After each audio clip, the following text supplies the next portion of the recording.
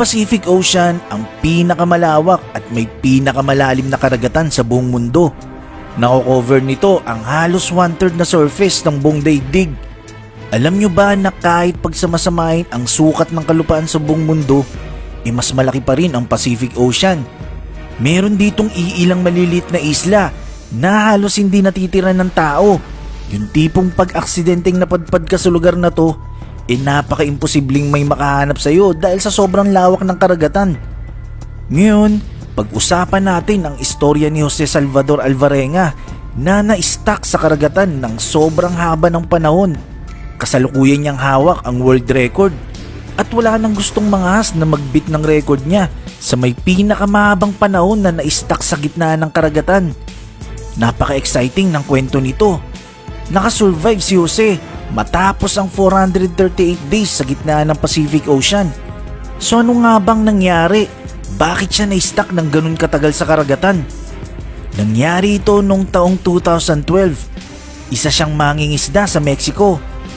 Noong November 17, 2012, siya at ang kasama niyang si Ezekiel Cordoba na kaibigan niya ay umalis gamit ang maliit na bangka para mangisda sa Costa Azul na bahagi ng Mexican Pacific Coast. Dahil sa sobrang liit lang ng kanilang bangka na may 7 meters lang ang haba, wala pang sagwan, wala pa itong bubong, tapos meron lang itong maliit na motor at maliit na lagayan ng mga isda, hindi sila equipped sa bangungot na maaaring mangyari sa kanila. Alam nila na may paparating na bagyo sa lugar nila nung time na yon, pero dahil ang mamayang isda sa lugar na ito ay ito lamang kanilang pinagkakakitaan para masuportahan ang pangailangan nila sa buong linggo, nag-decide pa rin sila na mag-take ng risk. Bagamat delikado, naglayag pa rin sila na may layong 120 kilometers mula sa Pangpang. 6 hours ang tinagal ng biyahe nila.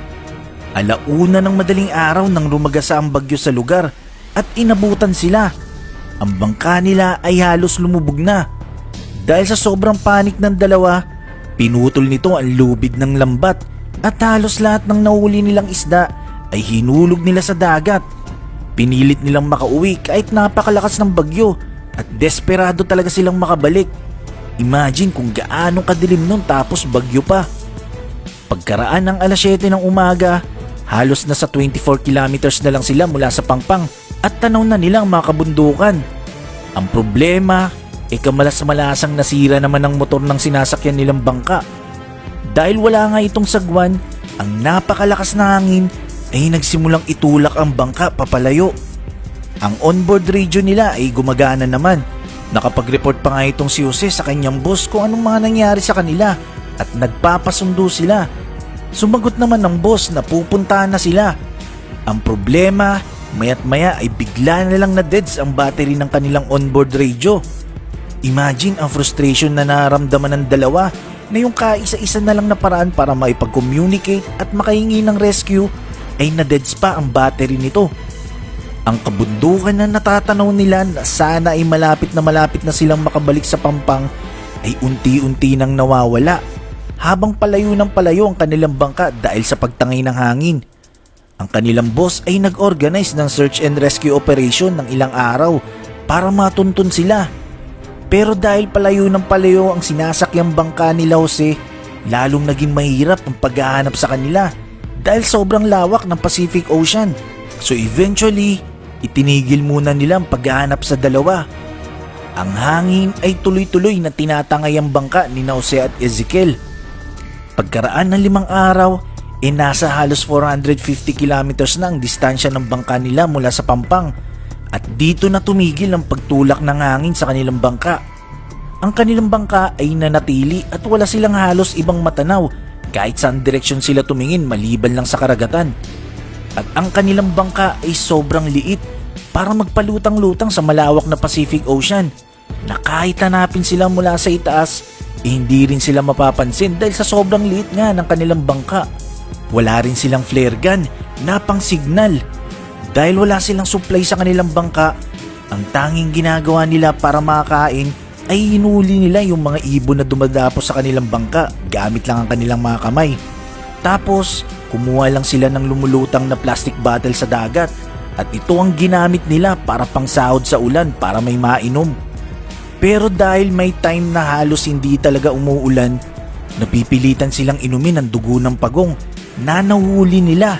At minsan, pati sarili nilang ihi ay iniinom na nila makasurvive lang. Imagine, lilipas ang araw, sasapit ang gabi, halos buwan na ang lumipas at paulit-ulit lang ang ginagawa ng dalawa na nakasakay lang sa palutang-lutang na maliit na bangka. Lumipas ang 4 na buwan na isolation, ang kaibigan niyang si Ezekiel Cordoba ay sumuko na. Si Ezekiel ay nagkasakit dahil sa mga kinakain nila na raw food at hindi na tinatanggap ng sikmura nito ang mga kinakain nila. Dahil dito, namatay si Ezekiel. So ibig sabihin, nag-iisa na lang si Jose sa bangka. Imagine, nasa halos kalagitnaan na siya ng Pacific Ocean na palutang-lutang. Ang mga barko ay birang-bira lang talaga dumadaan dito. Pero ayon sa kwento ni Jose, may isang cargo ship siyang na-encounter dito. Dumaan ito ilang metro sa kinaroroonan niya. Nakita siya ng 4 na sakay ng barko. Kinawayan niya ito at humingi na sa klolo. Ngunit hindi siya hinintuan nito at wala ni isa sa kanila ang tumulong sa kanya. Pagkaraan ng 11 months, nasa halos 8,000 kilometers na ang layo niya across the ocean.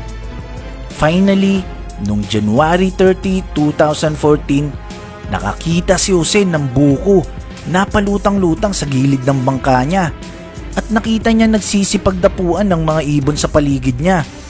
Dito, nagkaroon siya ng pag-asa dahil alam niyang merong isla na malapit dito. Maya-maya, na-discover niya ang isang isla. Halos inabot ito ng kalahating araw bago makarating dito. Nang halos malapit na siya, nilangoy na niya ito at nakita ng isang bahay na tinitira ng mag-asawa. In short, tinulungan siya nito.